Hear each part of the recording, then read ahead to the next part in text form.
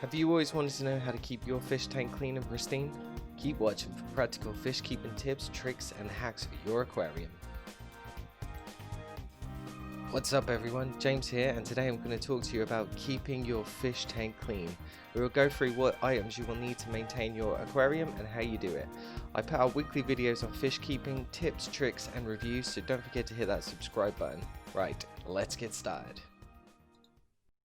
Fish poop and food rots, so overstocking and overfeeding can contribute to not only high levels of ammonia and nitrates, but also a murky water column. Sticking to the rule of thumb that less is more, then note that the less fish you have in your tank and the less quantity or times you feed your fish can massively help to reduce excess dirt in your aquarium. Dirt can also gather in your aquarium substrate. It's cosmetically made worse with specific types of substrates such as white sand, as this can look ugly with detritus appearing, causing the sand to go discolored. Other reasons your aquarium can appear dirty is algae. Now there are many factors that encourage the growth of algae, and it's good to remember that algae will appear over time, and trying to get rid of it completely can be an exhausting task.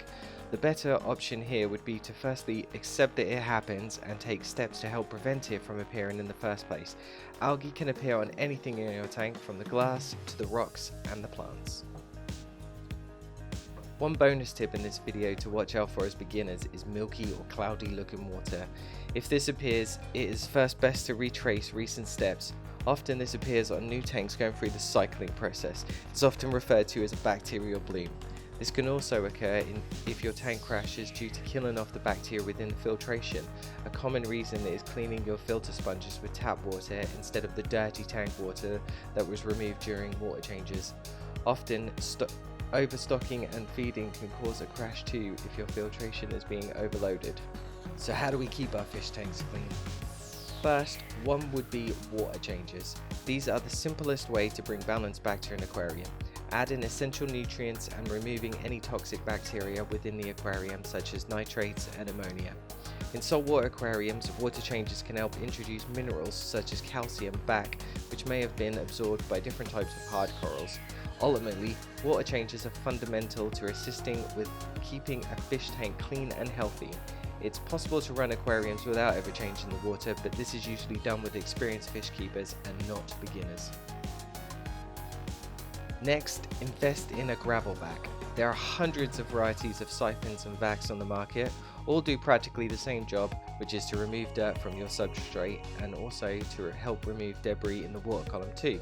A must for all fish keepers. Just be careful if you have small creatures such as shrimp, as they can get sucked up in the process. Filtration. As mentioned earlier, filtration can be a big help to keeping your water looking crystal clear.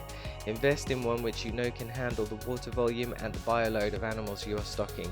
If you're interested, many people modify their filters to make them more powerful. There are lots of videos online detailing the process of modding your filters, so make sure you go search for this after this video. If you don't want to go too hardcore on the mods, then adding some aquarium filter floss to your filter can help remove small particles of dirt. Also, investing in coarse sponges helps with the growth of bacteria, so it can be worth looking into if you're having issues. Next up is glass cleaners or scrapers. Algae is commonly found on the glass. This is where light enters the aquarium and often where you will find your first algae, and can often make your tank appear dirty. This is usually very fine and easy to remove with a scraper. There are plenty on the market, and some even use a simple sponge to remove, or my personal favourite, a toothbrush. The choice is yours on this one. My only advice is to watch out for magnetic scrapers. They're great, but if you get grains of sand stuck in them, they can scratch acrylic very easily, so do with caution. Lastly, as discussed, algae can be a common cause for your tank to look dirty and unflattering. My advice would be to use preventative measures such as liquid carbon. A great one I use is Seachem Flourish XL. Although advertised as CO2 alternative, it's more an algicide, so it's really helpful to remove those algae. Lighting is one of the best contributors. Keeping those lights on the timer is best, and limit light from windows by shutting those curtains. Even using a towel to wrap around the aquarium if you can't get away from high light can also help. Plants are a great fix for algae, as they will tend to absorb those excess nutrients in the water, helping to outcompete the algae too. I hope you enjoyed this little guide on how to keep a fish tank clean. I'd love to know your tips and tricks in the comments below. And also don't forget to subscribe to that channel and hit the bell notification so you don't miss out on any future videos.